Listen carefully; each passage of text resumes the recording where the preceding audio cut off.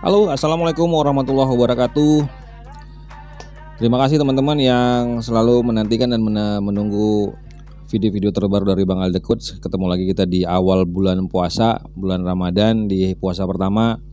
Dan aku doakan teman-teman dan saudara-saudaraku sebangsa setanah air, satu akidah, sesama umat muslim saling mendoakan selama bulan suci Ramadan ini kita dapat melaksanakan kegiatan puasa dan selalu diberikan kekuatan oleh Allah Subhanahu wa taala untuk bisa mengumpulkan pahala-pahala kita dan selalu giat menjalankan ibadah selama di bulan puasa. Oke, hari ini aku menggunakan headset itu supaya tidak terlalu kaku, tidak terlalu dekat dengan mic, di mana mulutku harus nempel-nempel dengan mic. Ini kan masih agak bebas leluasa gitu ya. Kalaupun seandainya nanti agak panas nih, ini panas nih karena nggak ada AC-nya di dalam headsetnya. Oke teman-teman, kita masih mau membahas tentang pinjaman online dan hari ini aku mau mereaksi sebuah video. Kebetulan aku ketemu dengan video ini,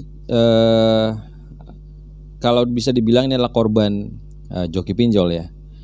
Dan dia mau bersedia, si kakak ini, aku manggilnya kakak karena kebetulan perempuan, seorang wanita. Nah itu penampilannya ditutup pakai topi gitu dan wajahnya nggak kelihatan, kemudian pakai masker, asli bablas nggak kelihatan wajahnya seperti apa. Dan si kakak ini menceritakan bagaimana perasaan dan proses kejadian si kakak ini saat bertemu dengan joki pinjol gitu. Jadi judulnya tuh kisah curhatan tuh, kisah korban joki pinjol atau apa nih ya, kisah nyata curhatan korban pinjol dan korban joki pinjol. Nah bagaimana ceritanya kita saksikan sama-sama yuk. Kita mulai. Video ini saya buat berdasarkan pengalaman pribadi saya, dan saya harap dengan adanya video ini teman-teman yang melihat, mendengarkan, menonton video ini bisa mengambil pelajaran dan bisa jauh lebih berpikir ulang untuk tidak terjebak dalam pinjaman online. Oke, di sini aku setuju. Jadi ini coba teman-teman yang menyaksikan video yang ada di YouTube itu yang membahas tentang pinjaman online, tentang hukum-hukumnya, dasar-dasar hukumnya, kemudian tutorial cara mengajukan pinjaman online, kemudian kayak Bang Medi itu memberikan semangat kepada teman-teman yang sudah menggunakan aplikasi pinjaman online tapi tidak sanggup bayar, kemudian diteror, kemudian difitnah, digangguin terus, kontak-kontak daruratnya disebar data itu. Teman-teman sempat punya pikiran gak sih bahwasanya kayak aku juga kayak siapapun yang membahas tentang pinjaman online di YouTube ini adalah orang yang juga sudah menggunakan pinjaman online gitu loh. Tapi dijaga ya, misalnya kayak aku pakai Kredivo ini dijaga gitu ya. Kredivo itu bermanfaat juga sih dalam kondisi-kondisi yang terpaksa dan mepet.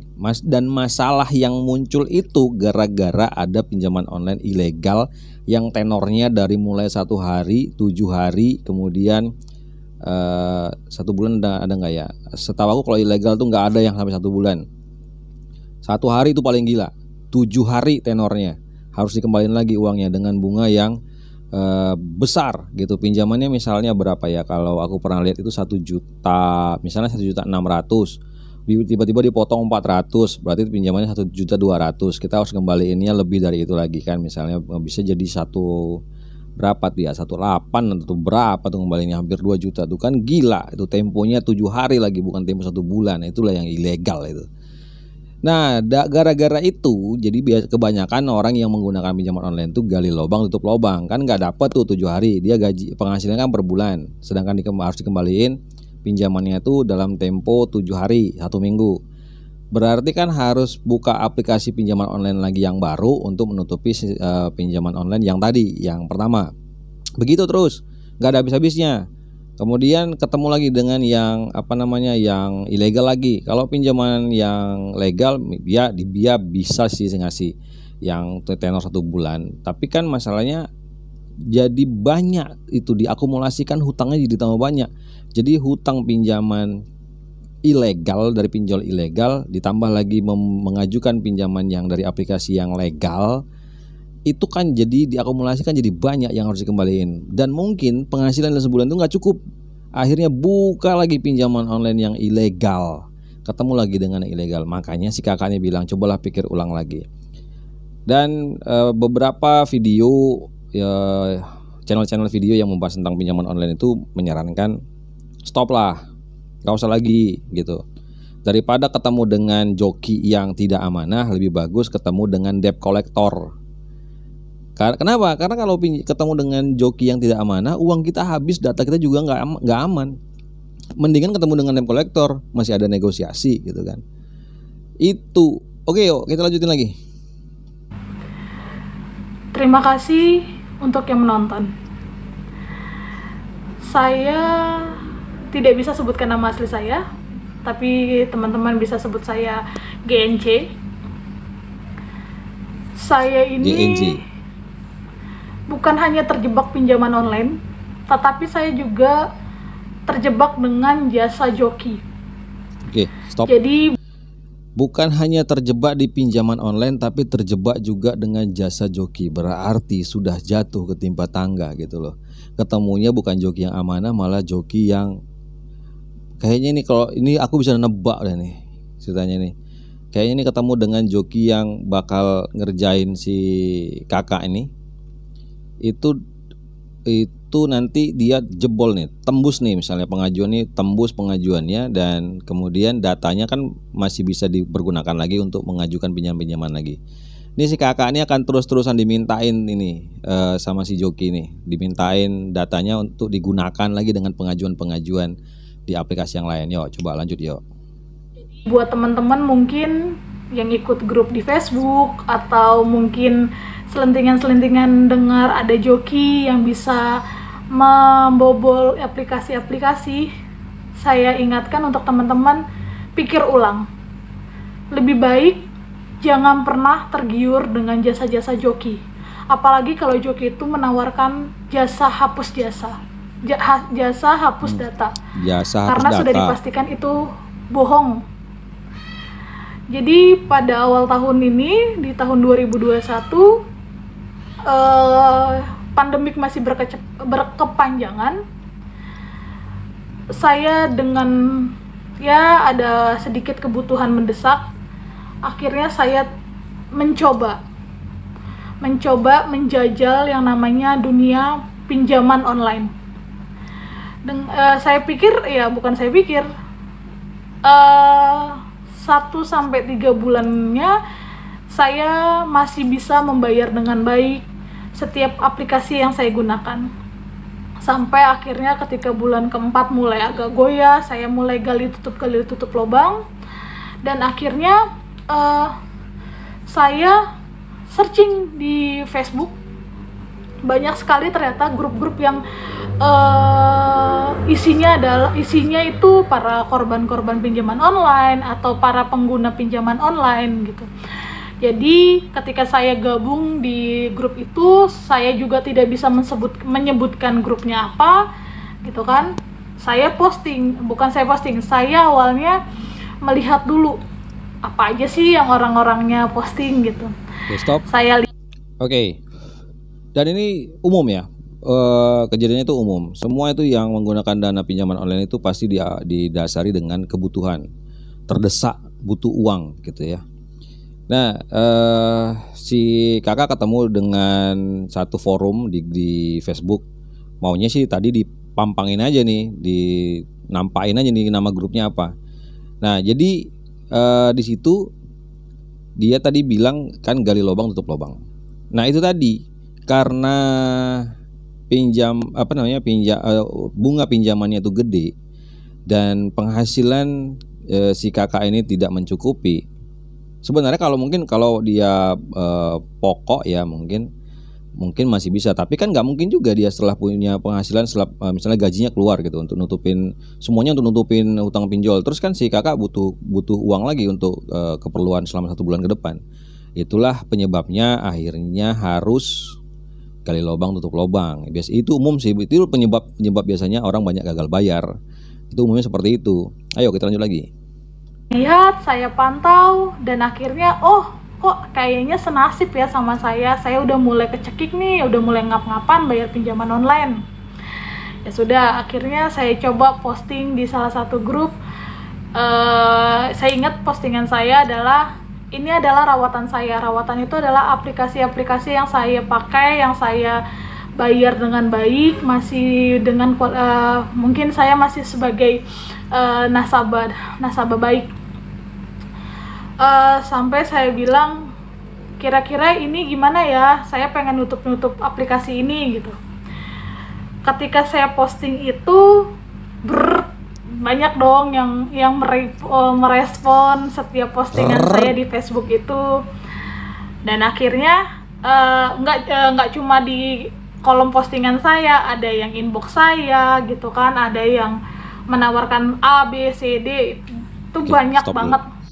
Nah, begitu teman-teman bertanya atau muncul di forum itu ingin butuh gitu ya, atau langsung kata-katanya mungkin bantuin saya dong gitu. Itu kalau joki-joki yang lihat tuh, wah ini mangsa ini, ini mangsa baharu nih. Udah pasti banyak yang nawarkan, udah sama saya aja. Di Facebook tuh banyak yang mau katanya mau hapus data. Malah aku ada komen tuh, bapak kau hapus data. Mana bisa dihapus data? Nggak bisa dihapus data itu.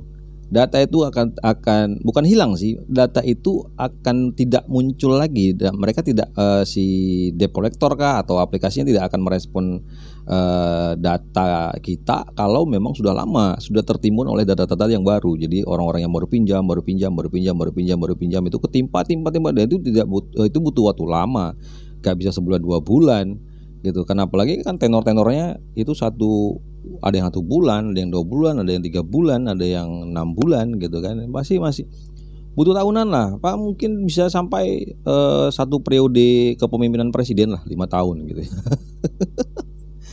Nggak bisa. Jadi kalau ada orang bilang mau hapus data gitu, main-main kemari, aku bilang bapak kau hapus data, nggak bisa hapus data itu, nggak bisa. Kita lanjut lagi yuk. Sampai akhirnya saya tertarik dengan yang namanya joki. Waktu itu banyak, nggak cuma 1-2 orang yang menawarkan jasa seperti itu, tapi saya masih ragu-ragu, nanti dulu deh, nanti dulu. Sampai akhirnya, udah nggak bisa nih, saya udah mulai ngap-ngapan, padahal sebentar lagi jatuh tempo gitu kan. Dan akhirnya ya sudah, saya putuskan, saya bulatkan tekad saya untuk menggunakan jasa joki. Dan kebetulan dari sekian banyak orang yang DM saya, ada beberapa lah, 1-5 akun yang sampai di tahap kami bertukar nomor WA untuk saya tanya, ini kayak gimana ya alurnya, ini kayak gimana ya ininya, step-stepannya gitu loh. Akhirnya saya bertemu sama salah satu joki. Dia sudah berapa kali menawarkan sama saya, tapi nggak bisa. Saya nggak bisa, tapi kayak nanti dulu deh, saya ragu-ragu gitu. Abis itu akhirnya saya ingat itu di pertengahan bulan April, akhirnya saya memutuskan sudahlah saya pakai gitu. Dan akhirnya saya bertemu tatap muka dengan joki itu. Ada dua orang joki. Ya saya bilang nama dia adalah, jokinya adalah Bayu. Jadi dia nah itu baru benar, sebutin aja namanya Bayu, tapi Bayu di mana, daerah mana? Si kakak juga nggak sebutin daerah mana sih ini. Ya ini mending ya joki, ngaku joki tapi mau ketemu gitu ya.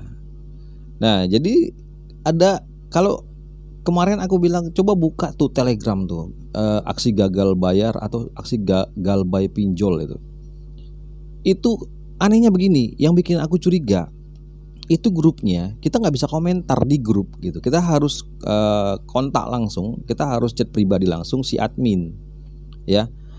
Ntar nih ya, nanti aku screenshot aku letakin di sini ya. Nah nih Jadi ini grup ini nggak bisa kita, itu ada bacaan disenyapkan.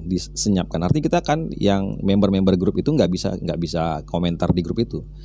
Jadi bagaimana kita mau bisa konfirmasi ke ke member-member yang ada, bener tahu nggak sih dia berhasil, bener nggak sih dia dapat? Itu bukan sedikit loh, testimoni itu puluhan juta, 20 juta, 15 juta, ada yang VIP ratusan juta. Kan kalau ratusan juta emang, kalau ratusan juta itu bukan bisa ngelunasin pinjol aja, itu udah bisa beli rumah, udah bisa beli motor, bisa beli mobil, bos. Kan nggak masuk akal. Nah, ketika teman-teman mau cobalah, boleh coba langsung kontak adminnya, dia akan minta 336.000 ya. Nah, di sini bukan aku mau mojokin dia, enggak juga sih.